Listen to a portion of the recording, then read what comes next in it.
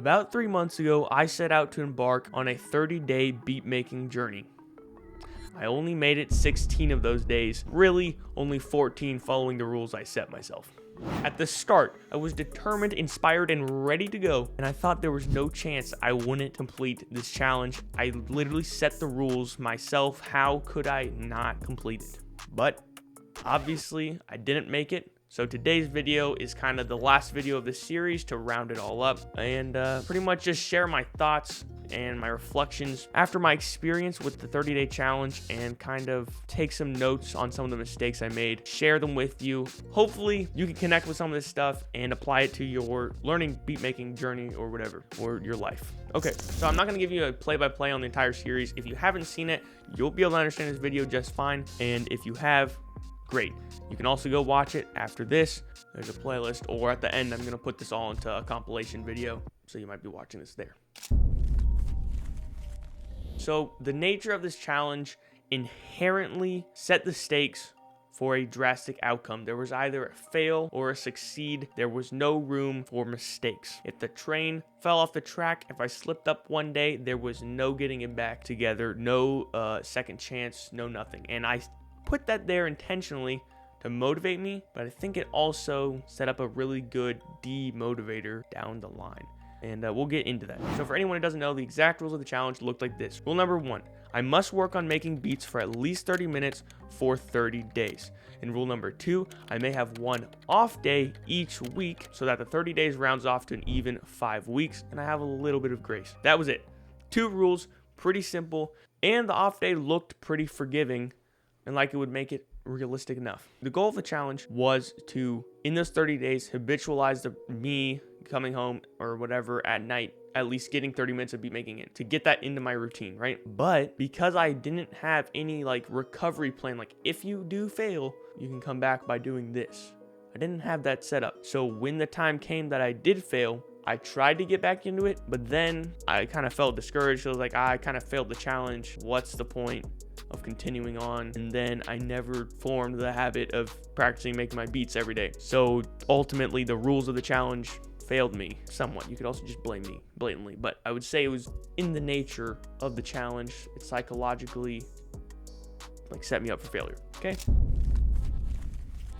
See, the rules and requirements seem easy enough to fulfill, right? It's deceptive because it seems like even with the busy schedule, you can get the 30 minutes in. That's what I thought. Okay, I can always just grind it out and fit in 30 minutes. But as a creator trying to make these videos, as a solo creator, I need to edit them, right? It seemed like the only workload was going to be, I got to make beats for 30 minutes every day, right?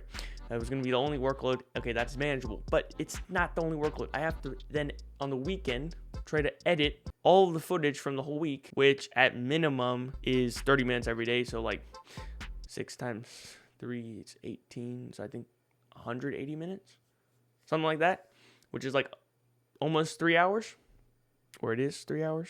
Yeah, wait. Yeah, so it's like 3 hours plus of footage, especially if I had multiple cameras, and tried to make that like a finalized, really cool product. I couldn't do it. So pretty much the workload became seemingly impossible. I also underestimated or overestimated the amount of free time I'd have because I made this challenge, or I started the challenge in the summer, like the week before I went back to school, or maybe the week I was going back to school. So then when I went back to school, first week of school, you have like no homework. And then I'm taking 6 AP classes. So then it like went boom. It all exploded. I had way too much homework. So then after only the first week of filming, I already was overwhelmed with way too much footage to edit and already pushing my self-set like due dates back. So it was already going bad after the first week on the workload and posting videos side. All right, so the tension was building. I was falling behind and I wasn't looking great to complete the challenge already, okay? So where does it all come crumbling down? Like, what was the exact reason that I did end up stopping? Because you could see in the end of day 16, after I did come back from already failing, I said that I had a full intention of coming back the next day. I was gonna learn automation clips. I was gonna start doing this. I literally just didn't come back. So firstly, as I stated, I had the built up exhaustion, which led me to be on the lookout for an excuse to end the challenge. And the excuse came with, as I stated, on like day 15, I went out of town to go help my sister move into college. On that trip, I did practice on the plane, so I didn't make an excuse the day I was traveling. I was like, oh yeah, I'll practice on the plane. It was like a day after school, then we headed out. So I like came home from school. Obviously, I didn't have time before the plane. I went to the plane, whatever. Okay. The whole time we were there, it was a super busy time. Like, we were super busy during the day, and I needed to do my workouts for cross country, right? So I prioritized that over YouTube. So I found time to fit in my runs. I did one at night and one the next morning, and I got like 4 hours of sleep between those runs. Okay. So I was basically dead. And so I just decided, you know what? I'm exhausted and I'm not going to do my recording. So that was the excuse there, that I was exhausted, so I didn't need to do the recording, and I'd start again the next week and all would be fine. Okay, so that was the first excuse.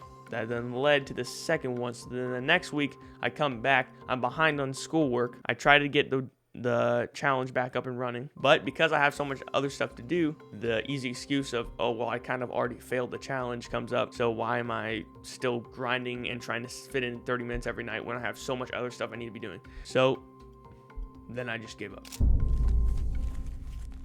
All right, so then after that, the mindset was, okay, the challenge is over. That sucks, but I can move on and we can start something else new. But no, the damage from the challenge on my learning progress, on my progress to learning more about producing and beat making and all that, was more than just failing the challenge then. That was like 2 months ago when the challenge ended. I'm still finishing the work I started back then and getting these videos out now. So it delayed my learning because this whole time I've only been prioritizing editing, not practicing my beat making. So it has actually set me back by like 2 months or 3 months. Did it have to? No, but I think because of how I set up the challenge, I set myself up for that.